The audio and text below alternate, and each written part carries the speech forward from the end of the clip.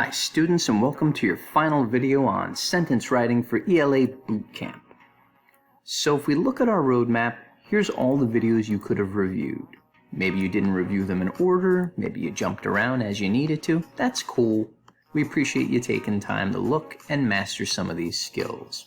So we went over what we mean by sentences, paragraphs, and essays. We looked at sentence parts, subject and predicate, sentence types, declarative, interrogative, exclamatory, and imperative. We looked at fragments and run-ons and how to fix them, such as by writing a compound or complex sentence or using a semicolon or making two simple sentences because that's your choice as a storyteller or narrative writer.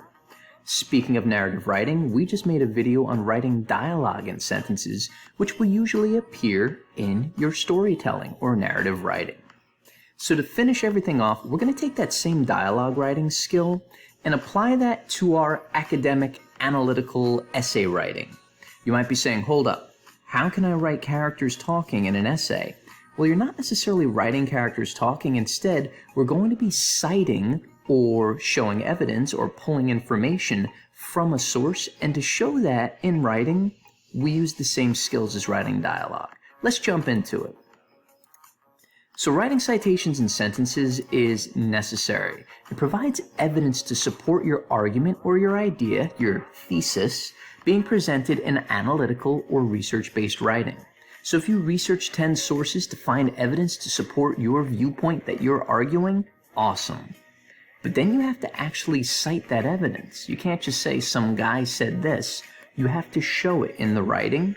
But the skill to do that is really simple, and one that you want to make sure you've mastered as an English student in high school.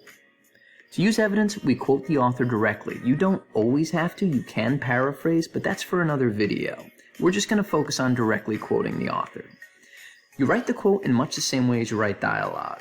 You must always include the author, page number for the evidence, and parentheses to separate the cited information. This makes it clear for the reader.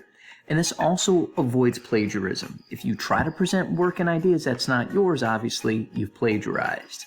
Now, these things that I've underlined apply for MLA, or Modern Language Association, 8th edition formatting. That's the formatting all your English teachers are going to ask you to use to write your evidence and format your essays and research papers. Not every teacher might do that. For example, in AP Psychology, you may use APA format. But for now, for high school and for English, we're going to stick to MLA 8th edition. So here's some examples. Basic citation contains all the evidence and the information accompanying it that I spoke about. It's in green, orange, and yellow on this page. So here's a sentence the likes of which I would expect my students to be able to write. The theme of loneliness is introduced by the author when George, a character from Of Mice and Men, says, quote, "Guys like us that work on ranches are the loneliest guys in the world." Steinbeck, 6. So George is the character who says this in the story. I use George says, quote, just like I was writing a story, just like Steinbeck wrote in his story. I introduce my topic for the sentence, which relates to my bigger thesis in my essay. But then in green, this is actually the author's words. We'll have other videos for how you can change the author's words for grammatical fluency, and if you want to omit some language from there by using ellipses or clarify using brackets. But that's for another video. For now, focus back on this. George says, quote. So this is a declarative sentence. I don't need any other punctuation. I then skip a space, put my parentheses, and give credit to Steinbeck, the author who wrote this story.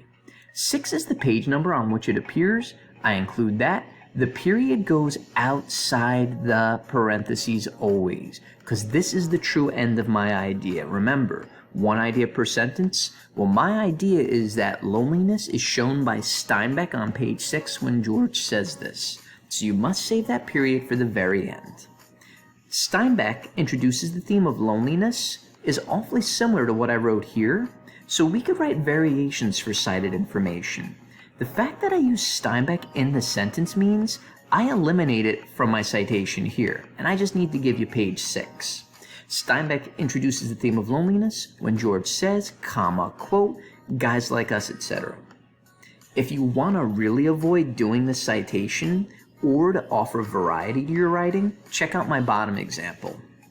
On page 6 of the novella, pause, Steinbeck, there's my citation info, introduces the theme of loneliness when George says, quote, notice on the bottom the period goes inside because I no longer need to put a parenthetical citation because I covered page 6, Steinbeck, and you're good to roll. So you have 3 choices, and there are actually even more ways to do this that we'll explore in later videos.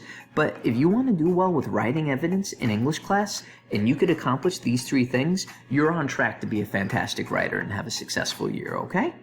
Thanks for watching. Here's everything you need to know looking through these videos. Remember, strong writing and grammar comes with practice.